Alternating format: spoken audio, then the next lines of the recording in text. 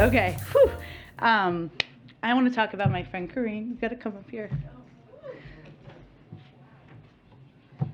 So, I just want to take the opportunity to celebrate and congratulate my friend, my colleague, my partner in truth, Karine Jean Pierre, the next White House press secretary. She will be the first Black woman, the first out LGBTQ plus person to serve in this role, which is amazing because representation matters. Representation matters.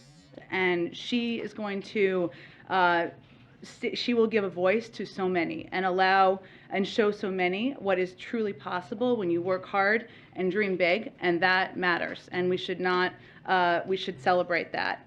Congratulations, and I can't wait to see you bring your own style and brilliance to this job. Love you, Jen. Love you. Love you. I am obviously acutely aware that my presence at this podium represents a few firsts. I am a Black, gay, immigrant woman. Black, gay, immigrant woman.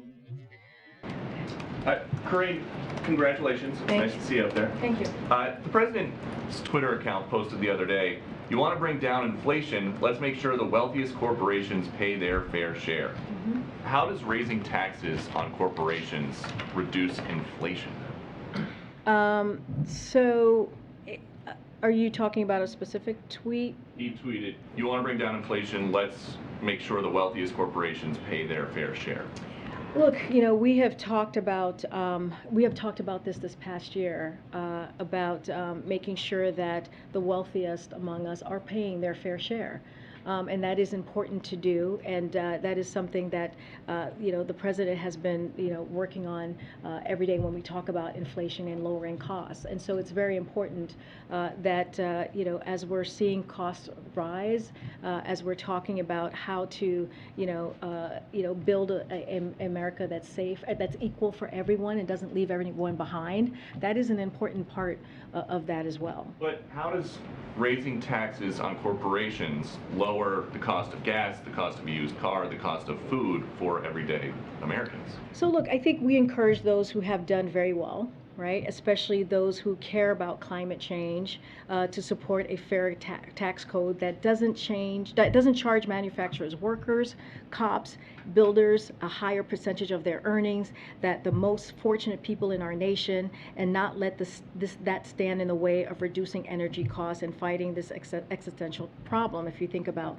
that as an example. And to support basic collective bargaining rights as well, right? That's also important. But look, it is, you know, without having a fair tax code, which is what I'm talking about, then like manufacturing workers, cops, you know, it's not fair for them to have to pay higher taxes than the folks who are not paying taxes at all. Well, what does that have to do with inflation? The president said, you want to bring down inflation, let's make sure the wealthiest corporations pay their fair share. Jeff Bezos came out and tweeted about that. He said the newly created disinformation board should review this tweet. Would you be okay with that?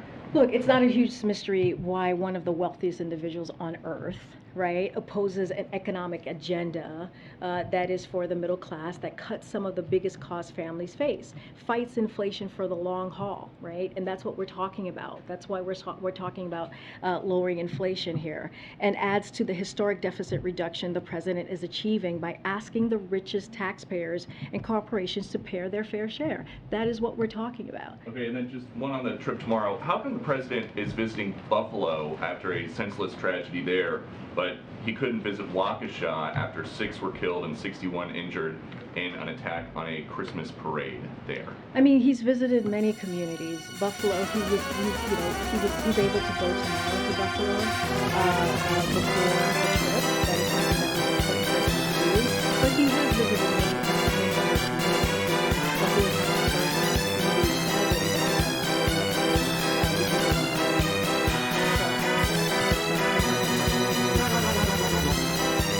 Outlining some steps that the administration is taking related to baby formula. Yeah.